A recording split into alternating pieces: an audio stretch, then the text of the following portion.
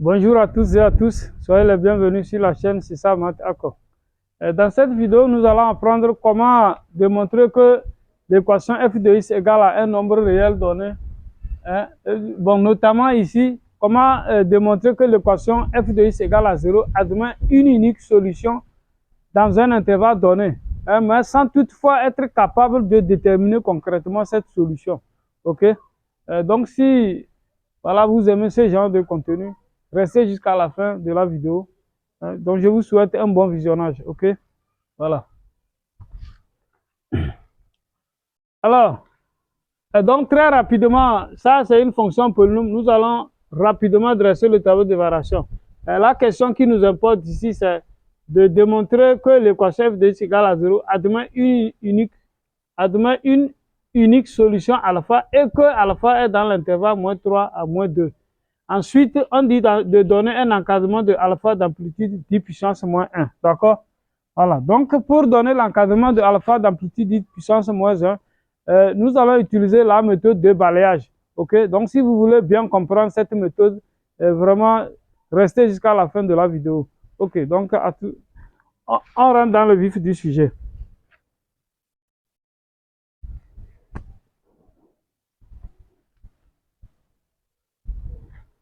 Bien. Donc, ici, solution. Alors, pour la première question, très rapidement, on dit de dresser le tableau de variation de f. Donc, les limites, ça, c'est élémentaire. Hein. Vous pouvez chacun. La limite à moins l'infini, ça fait moins l'infini. En plus de l'infini, ça fait plus l'infini. Donc, je passe directement au calcul de la dérivée. Alors, la f est dérivable sur r et sa dérivée, ça fait quoi? Hein, ça fait 1 tiers multiplié par dérivée de x au cube, ça fait 3x au carré. Hein? Dérivée de moins x, ça fait moins 1. Voilà. Donc, la dérivée, ça nous donne 3 sur 3, il reste x carré moins 1. Voilà la dérivée de la fonction f. Maintenant, x carré moins 1, l'équation x carré égale à x carré moins 1 égale à 0 a pour solution quoi? X carré égale à 1, donc on aura x égale moins 1 ou x égale à 1. Donc, je vais dresser directement le tableau de variation, voilà, comme ceci. On a moins l'infini, moins 1, 1 et plus l'infini. D'accord? F' de x.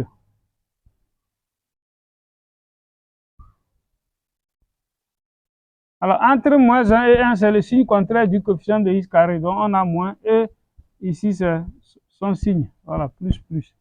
Bien. Maintenant, si j'enchaîne avec le tableau de variation de la fonction f, on aura quoi? Voilà. Donc, f de x ici. La fonction est strictement croissante. Ensuite, décroissante. Puis croissante. Hein? Comme je dis, la limite en plus l'infini, ça donne plus l'infini. La limite à moins l'infini, ça donne aussi moins l'infini. Maintenant, f de moins 1, nous allons calculer f de moins 1. Ok? Alors, si on remplace x par moins 1, on aura quoi? Moins 1 au cube, ça fait moins 1. Donc, on a moins 1 sur 3. Moins 1, ça fait 1 plus 1, ça fait 2, plus 2.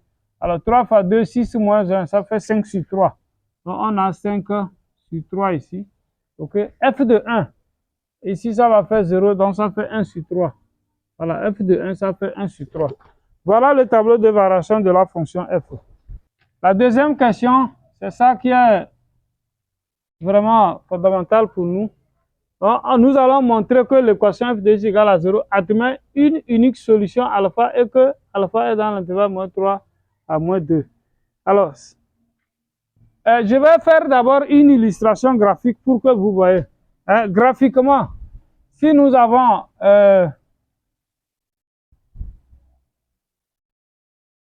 voilà. Par exemple, nous avons un intervalle AB. OK? Sur lequel la fonction est strictement monotone. Donc, par exemple, si la fonction est strictement décroissante comme ça. Donc, vous voyez ici, ça c'est la courbe de f en rouge. OK? Voilà, nous avons une courbe comme ça. Vous voyez que si je prends l'image de A, voilà, ici on a f de A et l'image de B. On a f de B ici. L'origine du repère, c'est ici. Bon, nous sommes dans un repère OIJ, par exemple, comme ça. Vous voyez que f de A est positif et f de B est négatif. Donc, si la fonction est strictement décroissante et que sur l'intervalle B, f de A et f de B sont de signes contraires, ça veut dire que la courbe coupe l'axe des abscisses en un certain point. OK? Voilà. Donc, le point où la courbe coupe l'axe des abscisses, ici, là, hein, un nombre alpha donné. Donc, hein, on va dire que l'équation f de x égale à 0 admet une solution sur l'intervalle AB. OK? Voilà, parce que f de A et f de B sont de signes contraires et que la fonction est continue et strictement décroissante. C'est très important que la fonction soit continue. Continue veut dire quoi? C'est-à-dire la courbe est liée partout. Par contre, si je prends un graphique comme ça où la courbe fait comme ça, voilà, et après il y a un trou et ça continue, ça c'est une fonction qui n'est pas continue, hein, en ce point. OK? Voilà. Donc, on dira qu'en x0, la fonction n'est pas continue. Hein, ou bien ça peut se présenter, je ne sais pas, comme ça, et après, ça s'arrête ici, et après, ça continue comme ça. Voilà. Donc, là, ou bien, voilà. La courbe continue. Donc, c'est aussi une fonction qui n'est pas continue. OK? Voilà. Mais quand la fonction continue, ça veut dire que la courbe est liée partout. D'accord? C'est ça une fonction continue. Donc, il faut que la fonction soit continue et qu'elle soit strictement monotone. Hein? Bon, j'ai fait décroissant, ça pouvait être croissant, quoi. Hein? Ça peut être comme ça. Croissant dans ce sens. Voilà. Donc, vous voyez, si je prends A ici et B là-bas, hein, leurs images seront de signes contraires. Vous voyez que ici, f de B est positif, tandis que f de A est négatif parce qu'il est en dessous de 0. Vous voyez, non? Mais dans les deux cas, la courbe coupe l'axe des abscisses en un point, comme ça. Voilà. Donc, quand une fonction continue est strictement monotone, c'est-à-dire monotone veut dire soit c'est croissant, soit c'est décroissant. OK? Voilà. Alors, et que sur un intervalle donné et que les bornes de l'intervalle ont des images de signes contraires, alors l'équation f de x égale à 0 admet une et une seule solution. C'est très important. OK? Bien. Mais si la fonction n'est pas strictement monotone, regardez. Hein, on peut avoir une situation comme ça.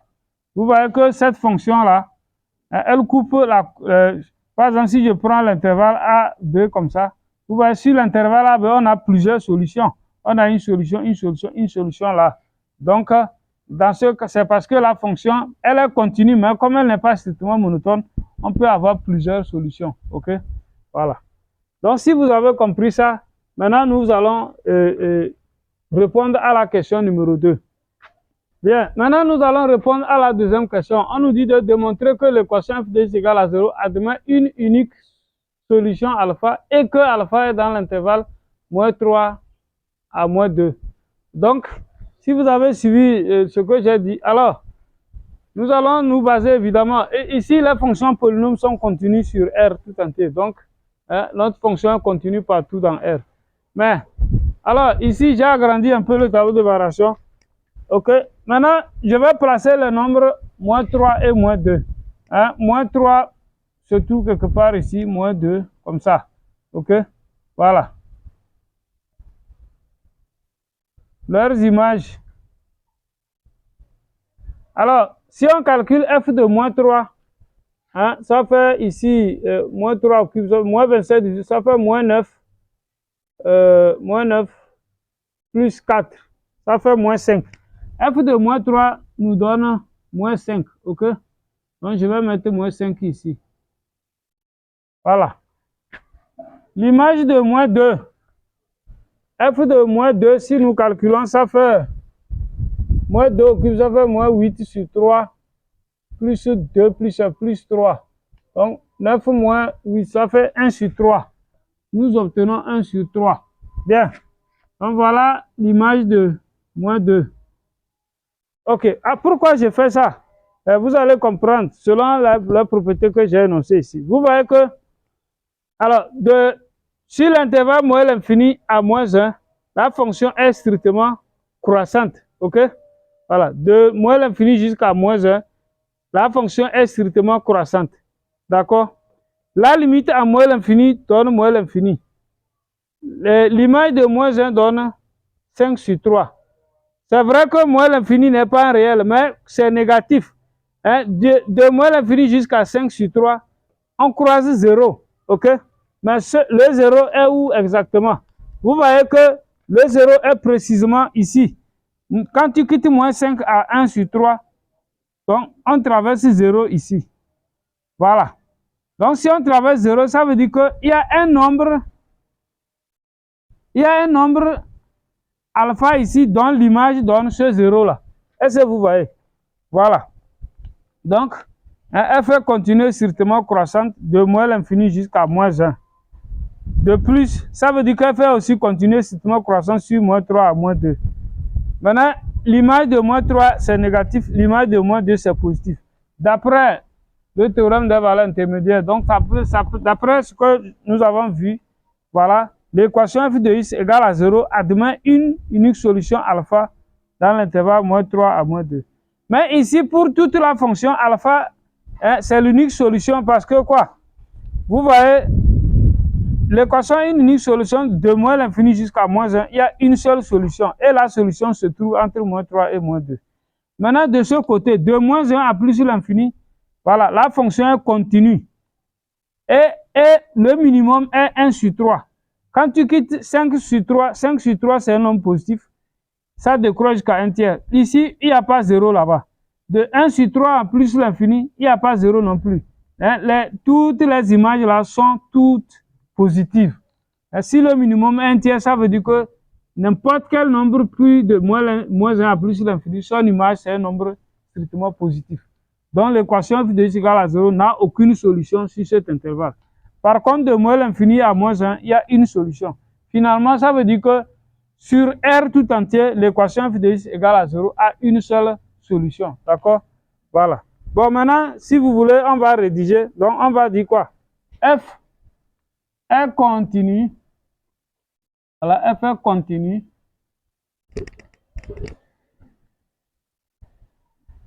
Et strictement, f est continu et strictement croissante sur l'intervalle moins l'infini à moins 1. OK? Voilà. Bon. Sur l'intervalle moins l'infini à moins 1. De plus,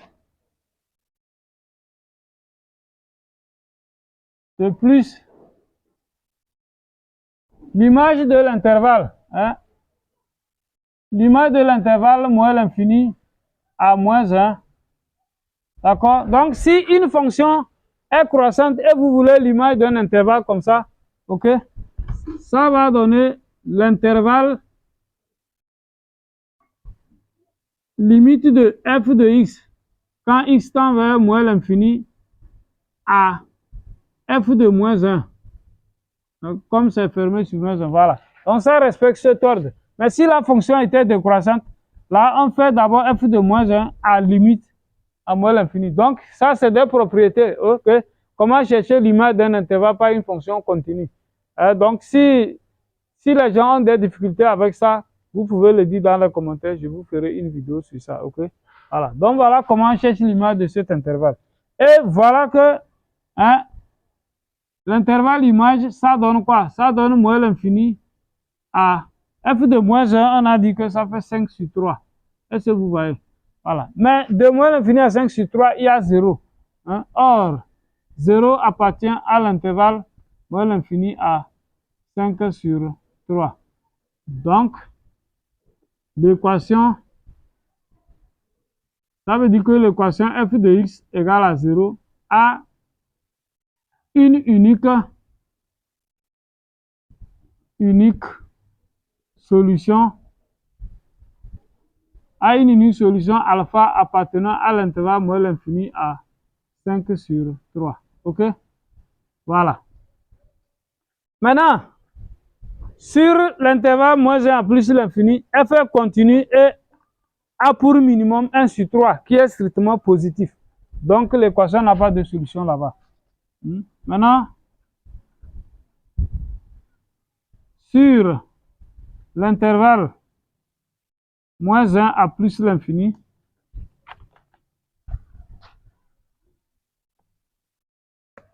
je dis sur l'intervalle moins 1 à plus l'infini, f est continu et a pour minimum 1 sur 3. Donc, l'équation f de x égale à 0 n'a pas de solution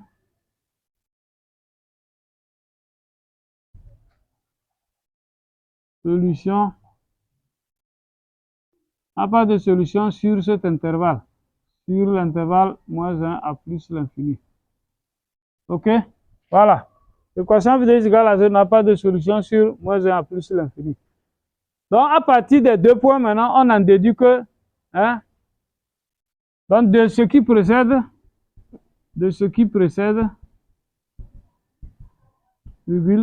l'équation f de x égale à 0 a une unique solution, sur l'ensemble R. Sur R. D'accord? Voilà. Maintenant, il reste à prouver que alpha est une unique solution alpha sur R. Maintenant, il reste à prouver que alpha est dans l'intervalle moins 3 à moins 2. D'accord? Voilà. Maintenant, montrons que, bon, j'ai abrégé MQ, ça veut dire, montrons que alpha appartient à l'intervalle moins 3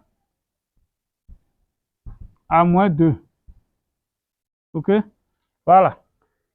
Donc, pour démontrer ça, nous allons juste énoncer la propriété que je vous disais. Ainsi, f est continu sur un intervalle AB. Si f est continu est strictement monotone sur un intervalle AB, et si f de A et f de B sont de signes contraires, alors l'équation f de x égale à 0 a une seule solution sur cet intervalle. D'accord? Voilà. Donc ici, on va dire f est continu et strictement croissante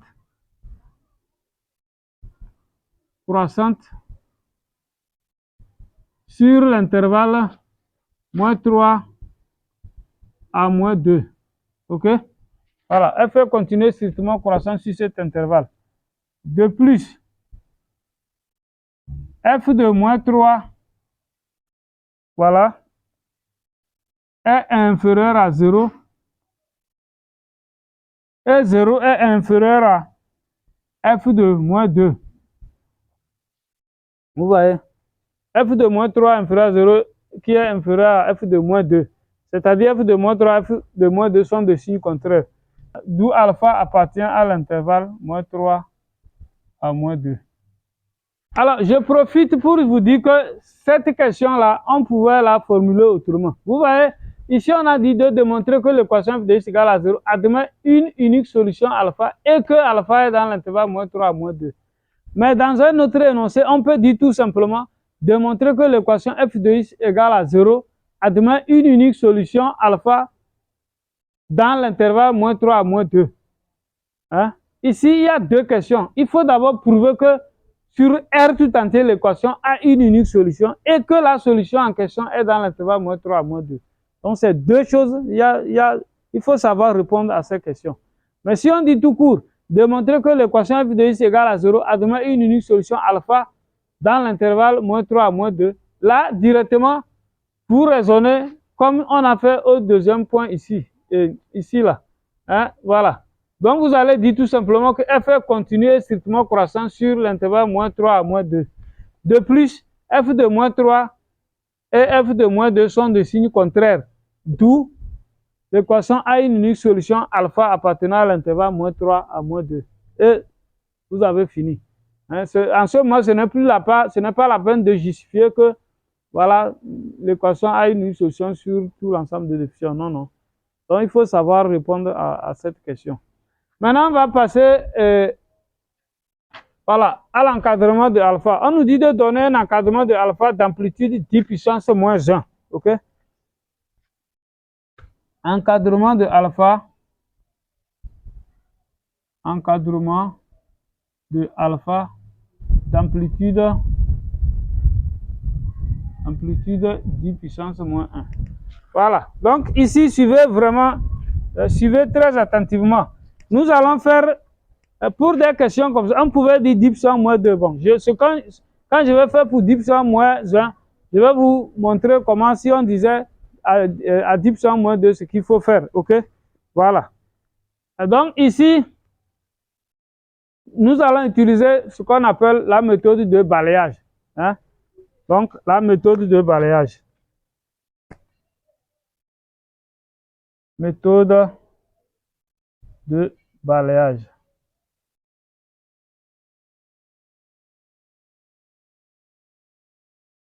Voilà.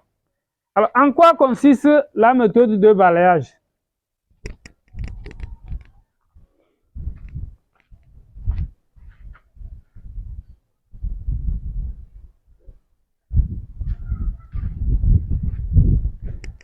En quoi consiste la méthode de balayage?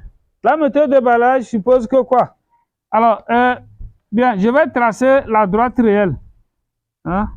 Supposons que nous avons la droite réelle comme ça. On place les nombres moins 3 et moins 2. OK? Voilà. On dit 10 puissance moins 1, c'est quoi? Ça fait 0,1. Donc, alors, vous voyez que si vous faites, donc, ça veut dire qu'on va diviser l'intervalle moins 3 à moins 2. Moins 3 moins 2 sont deux nombres entiers naturels consécutifs. C'est-à-dire quand tu fais moins 3 plus 1, tu trouves moins 2. OK? Donc, nous allons diviser 10 puissance moins 1, ça fait 0,1. Et 0,1, c'est quoi? C'est-à-dire que si on divise l'intervalle moins 3 à moins 2 en 10 intervalles de même amplitude, alors, le pas de la subdivision, c'est quoi? C'est-à-dire, comme ça, 10 fois. 1, 2, 3, 4, 5, 6, 7, 8, 9, en 10 morceaux de même longueur. Alors, comment on fait pour trouver la petite longueur? Voilà. OK, cette petite longueur-là. Comment on va faire pour trouver ça? OK? Alors, pour trouver cette petite longueur,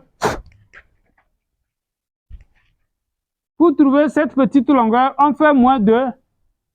Hein, c'est-à-dire, d'une manière générale, si vous avez l'intervalle AB comme ça, voilà, pour trouver le pas de la subdivision, vous faites B moins A sur 10 puissance N. Si vous voulez diviser, hein, ça dépend de, vous voulez diviser l'intervalle en N parties, voilà, vous appliquez cette formule. Donc, le pas de la subdivision, ça fait B moins A divisé par 10 puissance N. Mais si vous voulez diviser en 10 parties, en ce moment, N vaut 1, ça. D'accord? Voilà. En ce moment, N est égal à 1. Vous allez diviser ça en choses. Hein? Donc, ici, c'est ça. Donc, ici, le pas, chez nous, ici, vous faites moins 2, moins 3, divisé par 10 puissance 1. Ce qui donne quoi? Ça fait 1 sur 10. Et c'est ça qui donne, vous voyez que 1 sur 10, ça fait 0,1. C'est ça qui donne 10 puissance moins 1. Est-ce que vous voyez? Voilà. Donc, c'est ça. Hein? Maintenant, si vous êtes en ce point, moins 3, le point qui suit, c'est quoi? Vous ajoutez le pas. C'est comme si tu es ici. Le pas, c'est ce qui est la petite distance. Donc, je suis ici, j'ajoute un pas de 0,1. Voilà. J'ajoute encore 0,1. Ainsi de suite. Voilà. Est-ce que vous voyez? Donc, alors, nous allons faire un tableau que nous allons remplir. OK? Donc, si vous avez suivi ce que j'ai fait, voilà. Donc, nous allons faire un tableau comme ça. OK? Voilà, nous avons x et f de x. Voilà, on place moins 3.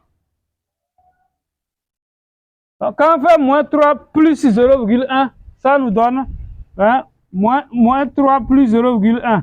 Ça nous donne moins 2,9. Donc, quand vous ajoutez le pas, vous trouvez à moins 2,9.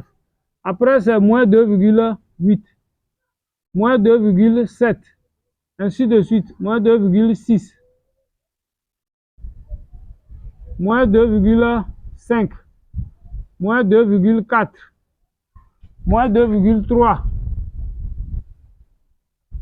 moins 2,2, moins 2,1 et enfin moins 2. Ok, voilà. Voilà comment, en ajoutant le pas, donc on a divisé l'intervalle en 10 parties de même amplitude. Bien, alors, pour trouver l'encadrement de alpha,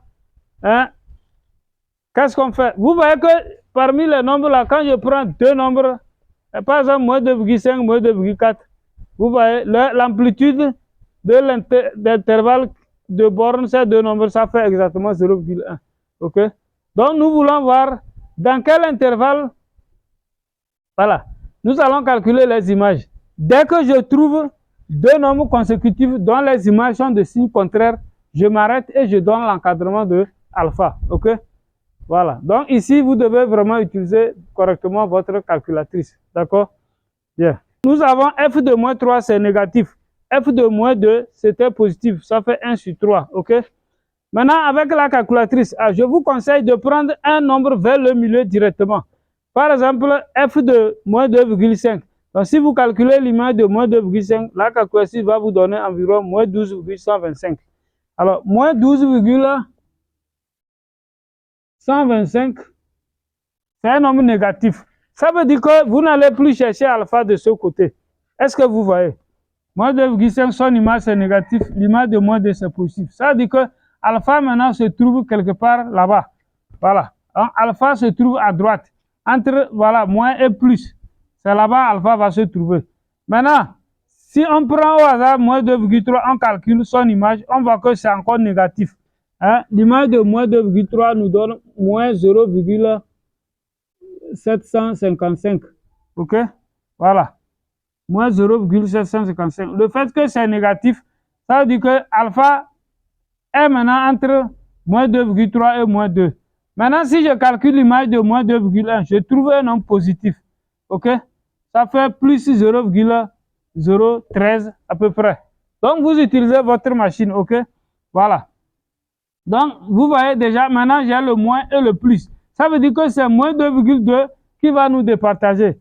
Mais quand vous calculez l'image de moins 2,2, vous trouvez moins 0,349. OK? Voilà. Donc, l'image de moins 2,2, c'est négatif. L'image de moins 2,1, c'est un nombre positif. Alors, alpha se trouve entre moins 2,2 et moins 2,1. Donc, finalement, l'encadrement de alpha que nous cherchons, c'est moins 2,2 inférieur à alpha inférieur à moins 2,1. Voilà l'encadrement de alpha d'amplitude 10 puissance moins 1 que nous cherchions. Okay? Donc si vous faites moins 2,1, moins 2, ça vous donne les 0,1. Voilà. Donc ça, c'est la méthode de balayage. Maintenant, si on avait dit d'amplitude 10 puissance moins 2, ok? Là, c'est vous-même, vous allez d'abord diviser ça par 10 comme ça. Vous allez faire ça d'amplitude 10 puissance moins 1 d'abord. Je dis, si on avait même dit 10 puissance moins 2, vous-même, vous allez faire cette étape d'abord. Et après, vous allez prendre moins 2,2 à moins 2,1. Vous allez encore diviser ça par 10. Est-ce que vous voyez? Pour ne pas avoir... Sinon, sinon c'est vrai, vous pouvez faire moins 2, moins 3. C'est-à-dire, ça fait 1 divisé par 100 en même temps. Mais vous voyez, se mettre à calculer l'image de 100 nombres, c'est trop. C'est trop. C'est pourquoi il faut d'abord faire comme ça. Après, maintenant, vous prenez moins 2,2 à moins 2,1, vous divisez encore par 10, ok? Et vous faites le travail encore, d'accord? Donc, quand vous faites la différence divisée par 10, vous allez trouver encore 0,1. Et maintenant, vous faites moins 2,2 plus 0,1. 0,1 plutôt. Vous allez trouver 0,01. Et vous ajoutez successivement pour pouvoir vous permettre d'avoir votre encadrement. Textuellement, comme nous l'avons fait ici. Voilà. Maintenant, autre question qu'on pouvait vous poser, on pouvait vous demander de donner une valeur approchée de alpha, ok, à 10 puissance moins 1 près. Donner une valeur approchée de alpha à 10 puissance moins 1 près. Maintenant, ça veut dire que là, vous êtes libre. Vous pouvez dire alpha, une valeur approchée de alpha à 10 puissance moins 1 près, ça fait à peu près moins 2,2. Ou bien vous prenez alpha égale à moins 2,1. Mais l'énoncé peut être précis. Si on dit donner une valeur approchée de alpha à 10 puissance moins 1 près par défaut, en ce moment-là, c'est moins 2,2. Donc, moins 2,2, c'est la valeur approchée de alpha par défaut. Par défaut. Et moins 2,1, ça, c'est par excès. OK? Voilà. Donc, chers amis, notre vidéo prend fin ici. J'espère que vous l'avez aimé. J'espère que vous avez appris quelque chose. Si c'est le cas, likez, voilà, partagez. Surtout si vous n'êtes pas encore abonné, abonnez-vous. Merci pour votre attention et à bientôt pour une nouvelle vidéo.